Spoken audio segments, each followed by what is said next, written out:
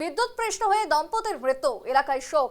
ক্যানিংয়ে বিদ্যুৎপৃষ্ট হয়ে মৃত্যু হলো এক দম্পতির। মৃত দম্পতির নাম শিবশঙ্কর সর্দার এবং শিবানী সর্দার। ঘটনাটি ঘটেছে শুক্রবার দুপুরে ক্যানিং থানার অন্তর্গত ইটখোলা পঞ্চায়েতের গোলাবাড়ি মধুখালীর দক্ষিণ বুধোখালী গ্রামে, যেখানে স্থানীয় সূত্রে জানা গিয়েছে শুক্রবার সকালে প্রবল ঝড় বৃষ্টি এবং ঠিক সেই সময় দক্ষিণ বুধোখালী গ্রামে বিভিন্ন জায়গাতে বিদ্যুতের সবল তার ছিঁড়ে পড়ে এবং তার ফলে মহা বিপত্তি। এমনকি গাছপালাও ভেঙে পড়েছে। এমনকি ওই দম্পতি পুকুরে বিদ্যুৎবাহী তার ছিঁড়ে পড়েছিল, কেউ জানতেনই না। পরবর্তীতে মর্মান্তিক দুর্ঘটনা, এক পরিবারের দুজনের মৃত্যু। দম্পতির মৃত্যুকে ঘিরে দক্ষিণ 24 পরগনার ক্যানিংয়ে রীতিমতো শোকের ছায়া।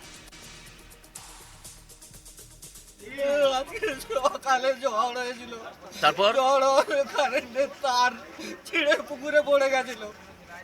আর পুকুরে ওরা জাল ফেলতে গিয়ে দুজনে একসঙ্গে মারা গেছে। ওরা মানে কারা? ওর মেয়ে জামাই মেয়ের নাম কি? শিবানী সর্দার, আর জামাইয়ের নাম? শিবশঙ্কর সর্দার। তারপরে কি দুজনেই মারা গেল? দুজনেই মারা গেছে। বাড়ি কোথায়? বাড়ি কোলাবাড়ি।